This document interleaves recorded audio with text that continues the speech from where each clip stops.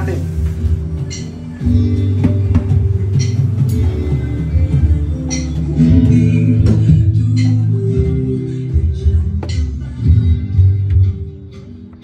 Ito po kailangan natin, live oyster po ha. Kahuhuli lang kaninang maga. So, kailangan nyo lang kumukulo ng tubig para mga 5 second wash.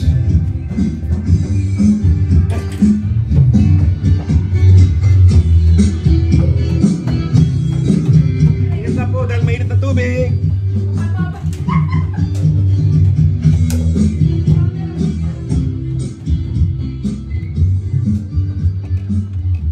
Alright, tapos transfer nyo lang po. Make sure no kids around, baka mabalian. Hindi nyo alam. California to, baka maso kayo.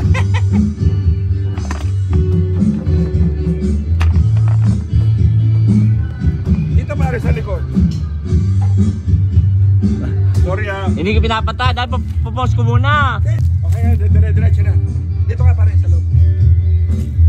Ito po oyster.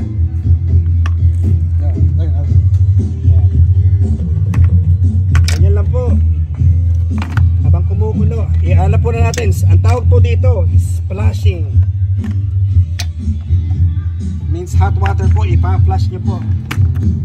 Para hindi po Isang bagsak lang yan. overcook po. Means vlog ko po to. Doon po. Hindi naman Ito po yung ano. Kasama ka. ako kasama. Pinakamaliit na nga yun eh.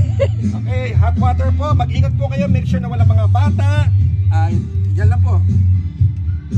Dapat po may asin po yung tubig nyo. Bubo ka yan? Yes.